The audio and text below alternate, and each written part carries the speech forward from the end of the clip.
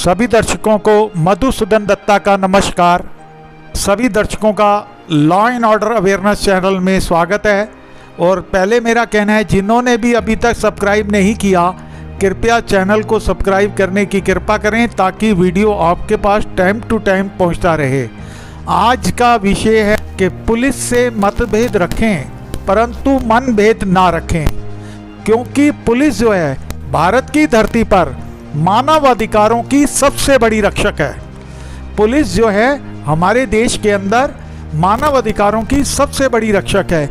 इसीलिए हमारा आज मैं नागरिकों को आगे ये शीर्षक से बताना चाहता हूँ कि पुलिस से मतभेद रखें परंतु मनभेद ना रखें। जैसा कि जब भी किसी नागरिक के विरुद्ध कोई आपराधिक घटना घटती है तो तुरंत नागरिक पुलिस के पास संपर्क करता है, क्योंकि पुलिस देश की आपराधिक न्याय प्रणाली की प्रथम सीढ़ी है।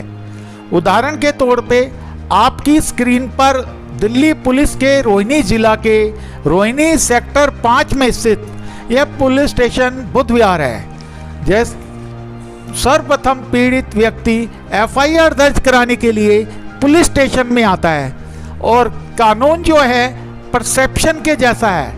कानून जो है परसेप्शन के जैसा है, जैसे कि प्रत्येक नागरिक के देखने, सोचने, समझने के योग्यता, प्रत्यक्ष ज्ञान, देखना समझने का ढंग, दृष्टिकोण अलग अलग होते हैं नागरिक के।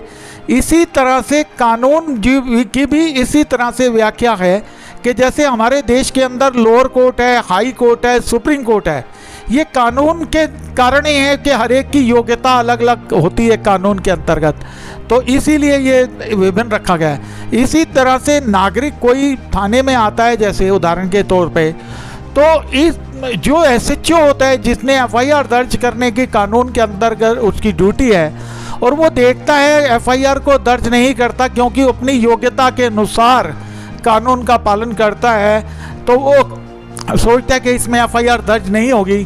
तो पीड़ित को वहां पर अपने मतभेद तो रखें परंतु मनभेद ना रखें एसएचओ से, क्योंकि एसएचओ जो है अपनी योग्यता के अनुसार जो कानून के अंदर उसकी दृष्टिकोण है समझने का, उसके अनुसार कार्य करता है।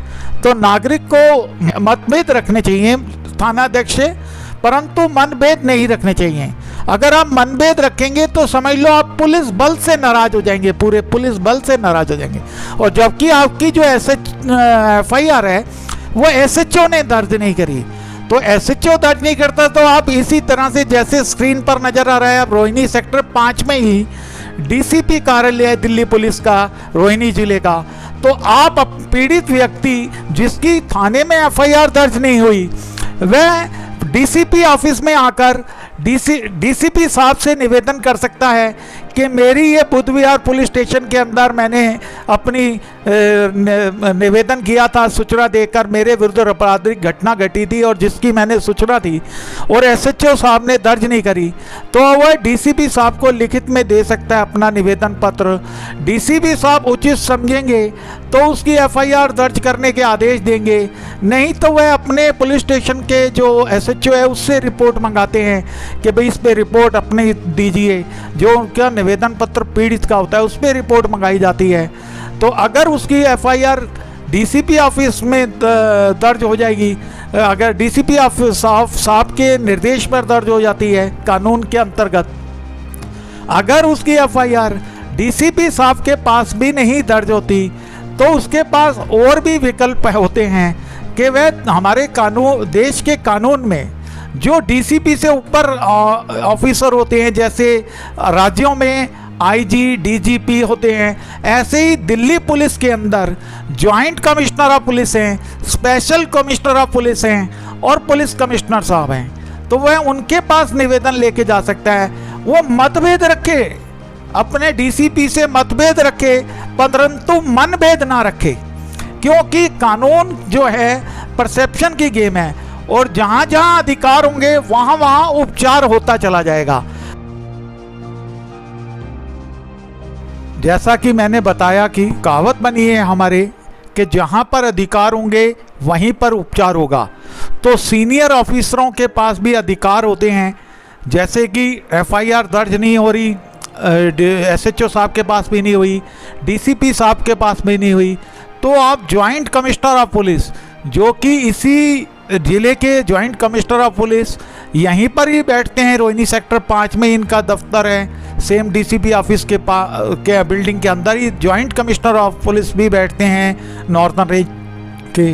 उनके पास आप अपनी फरियाद, पीड़ित अपनी फरियाद लेके जा सकता है कि भाई मेरी ये SHO साहब ने भी FIR दर्ज नहीं करी, DCP साहब ने भी नहीं दर्ज करी, तो कृपया आप इसे दर्ज करने की कृपा करें, करवाने की कृपा करें, क्योंकि हमारे देश के कानून में CRPC की धारा, क्रिमिनल प्रोसीजर कोड की जो धारा 36 है, उसके अंदर सीनियर पुलिस ऑफिसर को अधिकार दिए गए हैं, जो एक स्टेशन हाउस ऑफिसर को अपनी पुलिस स्टेशन के अंतर्गत सीमा के अंदर अधिकार प्राप्त हैं, वो अधिकार कानून के अंतर्गत उच्च पुलिस अधिकारियों को दिए गए हैं। तो पीड़ित की FIR जॉइंट कमिश्नर पुलिस भी दर्ज करा सकते हैं और स्पेशल कमिश्नर ऑफ पुलिस भी दर्ज करा सकते हैं और कमिश्नर ऑफ पुलिस भी दर्ज करा सकते हैं। इसी तरह से FIR दर्ज होने के उपरांत अगर किसी पीड़ित की व्यक्ति की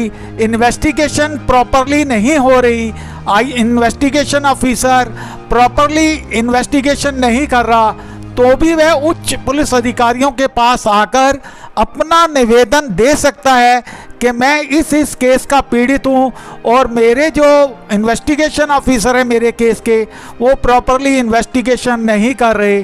तो सीनियर पुलिस ऑफिसर को वो पावर है कानून के अंतर्गत कि वह एक ऑफिसर से इन्वेस्टिगेशन केस फाइल लेकर दूसरे इन्वेस्टिगेशन ऑफिसर को दे सकते हैं। ये उच्च पुलिस अधिकारियों को अधिकार प्राप्त है। तो इसी तरह से जैसे मैंने आज आपको बताया कि भाई FIR दर्ज नहीं हो रही, तो आप उच्च पुलिस अधिकारियों के पास आ सकते हैं। इन्वेस्टिगेशन में प्रॉपरली इन्वेस्टिगेशन नहीं हो रही, तो आप उच्च पुलिस अधिकारियों के पास आ सकते हैं। तो लेकिन आप सभी से निवेदन है कि आप पुलिस अधिकारियों से मतभेद तो रखें, परंतु मनभेद ना रखें। मेरी सभी से निवेदन है कि मतभेद रखें पुलिस अधिकारियों से अगर आपकी सुनवाई नहीं हो रही, परंतु मनभेद ना रखें, क्योंकि जो पुलिस है प्रत्येक राज्य की, वह मानव अधिकारों की सबसे बड़ी रक्षक है भारत की धरती पर। अगर कोई पीड़ित उच्च पुलिस अधिकारियों से भी संतुष्ट नहीं हुआ और मतभेद उसके रह गए हैं, तो वह न्यायपालिका के पास जाकर अपना मामला रख सकता है।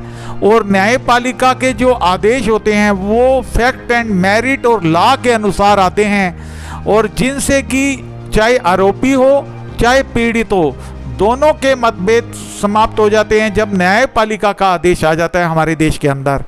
तो नागरिकों को अपने मतभेद रख सकते हैं वो न्यायपालिका में, और उनके मतभेद वहाँ पर समाप्त हो जाएंगे जब न्यायपालिका का आदेश आ जाएगा।